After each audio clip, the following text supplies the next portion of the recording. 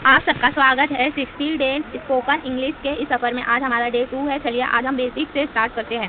मगर इस सफ़र को स्टार्ट करने से पहले आपको ये फॉर्मूला याद करना होगा। डेली 1 आवर देना है, आपको कंसिस्टेंट रहना है, हर रोज़ वीडियो देखना है। यहाँ पे डिस्ट्रैक्शन का मतलब ये है कि वीडियो तो देख रहे हैं बट उसको इम्प्लीमेंट नहीं कर रहे हैं। जैसे आप पढ़ तो रहे हैं बस उसे यूज़ नहीं कर रहे हैं। और इंग्लिश हमें पढ़ने से सिर्फ नहीं, यूज़ करने से आती है, स्पीक करने से आती है। आपको स्पीक करना है, फ्लुएंसी लानी है तो आपको बोलना होगा। ओके, तो चलिए आज स्टार्ट करते हैं।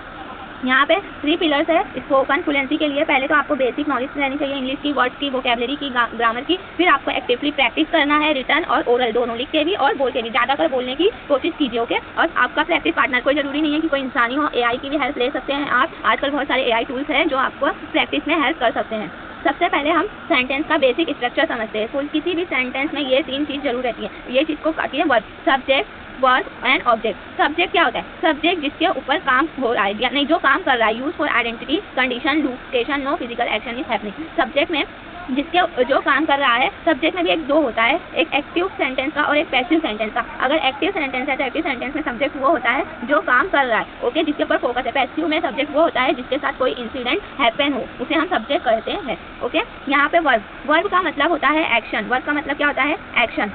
एंड वर्ब की कितनी फॉर्म होती है? 3 फॉर्म होती है, इतना याद रखना, बेसिक है। और मतलब और भी टाइप के वर्ब होते हैं, जैसे हेल्पिंग वर्ब होता है, लिंक वर्ब होता है, मेन वर्ब होता है, वो हम बाद में देखेंगे। बट ये 2 याद रखना। वर्ब का मतलब होता है एक्शन और 3 फॉर्म। जो वर्ड हमें एक्शन के बारे में बता रहा है, जैसे गो, गो मतलब चलना। चलने में क्या हो रहा है? एक्शन हो रहा है, पैर का मूवमेंट हो रहा है, तो गो क्या है? हमारा वर्ब है। आया समझ में? और थर्ड होता है ऑब्जेक्ट। ऑब्जेक्ट सिंपली, ऑब्जेक्ट मतलब सब्जेक्ट का जिसके ऊपर भी असर हो रहा है, इफेक्ट हो रहा है, उसे हम ऑब्जेक्ट कहते हैं। अगर नहीं समझ में आया तो जो इन दोनों को समझ लीजिए। जो व्हाट एंड हूम का आंसर दे उसे हम ऑब्जेक्ट कहते हैं। यहाँ पे देखिए इस सेंटेंस में आई एम डॉक्टर। आई क्या है? हमारा सब्जेक्ट। एम क्या है? हमारा वर्ब। मगर कौन सा वर्ब है? वो हेल्पिंग वर्ब है। कौन सा वर्ब है? Helping verb. Okay, and doctor, doctor क्या है? हमारा ऑब्जेक्ट है। ठीक है।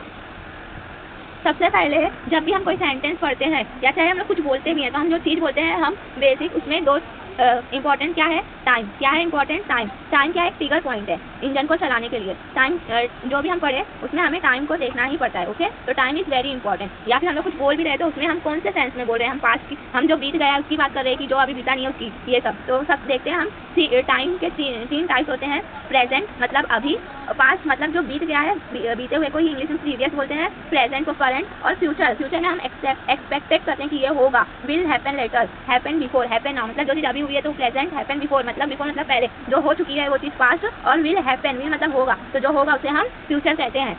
अब यहाँ पे देखिए इन सबको बताने के लिए अभी हमें कैसे पता चलेगा कि ये पास्ट की बात कर रहा है कि फ्यूचर की, कि प्रेजेंट की, तो हमें इस चीज़ से पता चलेगा इंग्लिश के इंजन से। जैसे हिंदी में बोलते था, थी, तो पता चल जाता है, वैसे इंग्लिश में भी होता है। तो प्रेजेंट में 3 वर्ड होते हैं, इज, एम, आर। क्या 3 वर्ड होते हैं? एक होता है इज, एक होता है एम, और एक होता है आर। ठीक है, इज, एम, आर, इन तीनों को यहाँ पे 2 चीज़ें फोकस करना है। ये जो इज और ये जो आर, दोनों का मतलब होता है, मगर इज को हम लोग सिंगुलर के लिए यूज़ करते हैं, आर को प्लूरल के लिए, और एम का मतलब होता है हूँ। ओके, वर्ड भी सेम ऐसे ही है, वर्ड को सिंगुलर के लिए है, वर्ड को प्लूरल के लिए। विल बी तो एक ही है। फ्यूचर में जब रहेगा कोई भी सेंटेंस तो हम क्या बोलेंगे? Will be. स्ट्रक्चर याद रखिए, सब्जेक्ट प्लस वर्ब, मतलब ये वर्ब है हमारे, subject plus verb and object. Okay, ये स्ट्रक्चर हमें याद रखना है।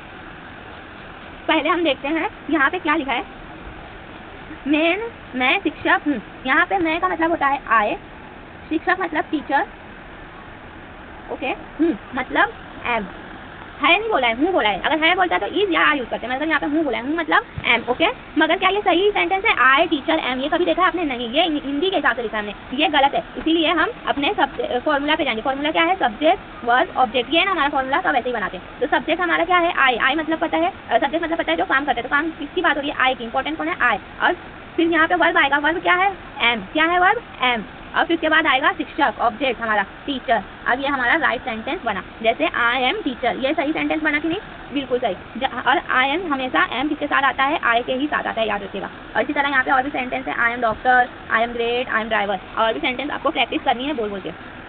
अब यहाँ पे हम देखते हैं क्या लिखा है। वह किसान था। किसान मतलब फार्मर। वह मतलब वह, यहाँ पे वह बोला है, था बोला है, तो मतलब कोई लड़के की बात हो रही है। तो जब भी हम लड़के की बात करते हैं, नाम नहीं है, वह को ही बोलते हैं। क्या बोलते हैं? ही। किसान मतलब फार्मर, था मतलब यहाँ पे पास्ट की बात हो रही है। पास्ट था तो यहाँ पे 2 वर्ड आएंगे, या तो वॉस आएगा या तो वर आएगा। क्या आएगा? वर।